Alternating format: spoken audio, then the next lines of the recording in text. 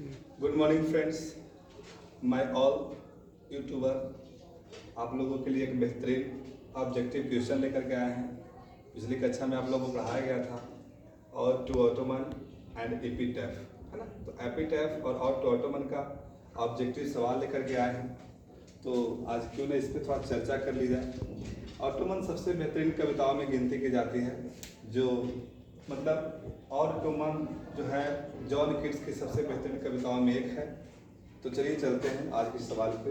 पहला सवाल है, who has composed this poem? John Keats. किसने लिखा इस कविता को? जॉन किट्स ने। दूसरा, when was born on John Keats? John Keats का जन्म कब हुआ था? तो 1795 में। कब हुआ था? 1795 में। इसके बाद कहता है, who is the called romantic poet? Romantic poet किन्हें कहा जाता है? तो जॉन किट्स को कहा जाता है। क्योंकि जॉन किट्स ऐसे बहुत सारे नेचर से रिलेटेड, प्रकृति से जुड़े हुए कविताओं के बारे में लिखते हैं, इसलिए इनको रोमांटिक पोएम कहा जाता है। हालांकि एक ऐसे व्यक्ति हैं जिन्होंने मात्र 26 ईयर में ही ट्यूबरकुलोसिस होने की वजह से डेथ हो जाता है ना। लेकिन इतने बेहतरीन कवि, इतने बढ़िया हर चीज लिखना सबके बस की बात नहीं है। अगला कहता है, where was born on John Keats? John Keats का जन्म कहाँ हुआ था? तो मोनफील्ड, जो लंदन में पड़ता है। मोनफील्ड एक जगह है, वो कहाँ पड़ता है बाबू? लंदन में पड़ता है। इसके बाद सवाल है कि हु स्टडीड एट, मतलब वो कहाँ पे अपना अध्ययन शुरू किए थे? तो he studied at Clarks school eight Enfield, London. London यानी जो इंग्लैंड की राजधानी है ना, वहाँ पे अपना शुरू किए थे। और शुरू करने के बाद इनकी सारी कैरियर यहीं से प्राइमरी एजुकेशन लिए, और प्राइमरी एजुकेशन के बाद अपना हायर एजुकेशन भी आगे बढ़ाए, है ना। कहता है, व्हाट इज हिज एम्बिशन? उनका एम्बिशन क्या था, उनका लक्ष्य क्या था? तो उनका लक्ष्य था कि मैं कवि बनूं। अपने माता पिता से वो स्रोत लेकर के, है ना, हर तरह की बातों को सीख करके वो कवि के रूप में सोचते थे कि अपने आप को स्थापित करें। तो टू बी ए पोएट, वो क्या बनना चाहते थे? एक कवि बनना चाहते थे। What is the name of his first poem? उनके पहले पोएम का नाम क्या था? उनके पहले पोएम का नाम था, क्या था बाबू? Lines in imitation of Spenser, है ना। उनके पहले कवि का क्या नाम था कविता का? Lines in imitation of Spencer. इसके बाद अगला सवाल है कि why which poem was appreciated by Wordsworth? Wordsworth के द्वारा कौन सा कविता को एप्रिशिएट किया गया? तो उस कविता का नाम था एंडीमैन। क्या नाम था? एंडीमैन, है ना। इसके बाद कहता है सवाल कि हिज फेमस वर्क्स इज, उनका वर्क्स का मतलब होता है, जैसे वर्क का मतलब हो गया वर्क, क्या है? तो वर्क एक प्रकार का, वर्क का मतलब वर्क, काम करना होता है, ठीक है। और काम करना मगर यश लगा देंगे तो वर्क्स, वर्क्स का मतलब हो गया इनकी कृतियां।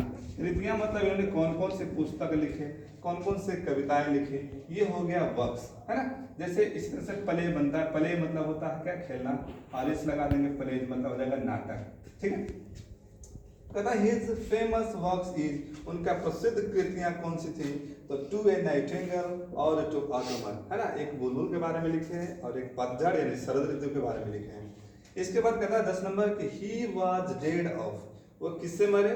तो आप लोग को पहले ही बताएं कि वो टीबी से मरे, यानी ट्यूबरकुलोसिस से मरे। मात्र 26 वर्ष की अवस्था में 1821 में उनका निधन हो जाता है। मतलब एक ऐसे कवि, एक ऐसे साहित्य के इस प्रकार से अपने साहित्यों में जान डालने वाले की मृत्यु कब होती है? 1821 में होती है। और जो उम्र कितना था? 26 साल था। किसके वजह से? ट्यूबरकुलोसिस की वजह से, है ना। तो ट्यूबरकुलोसिस की वजह से मृत्यु हो जाती है। इस प्रकार इसके और लॉन्ग सवाल भी हैं जो आपको, है ना।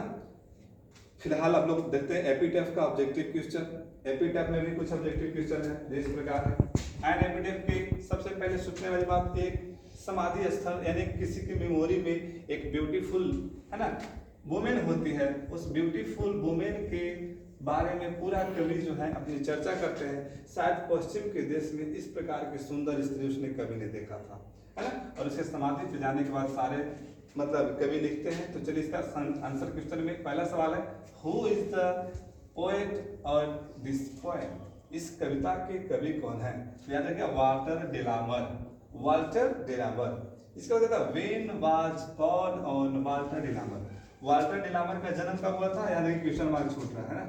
तो वाल्टर डेलामर का कब हुआ था जन्म? तो याद रखिएगा 1873 में, है ना।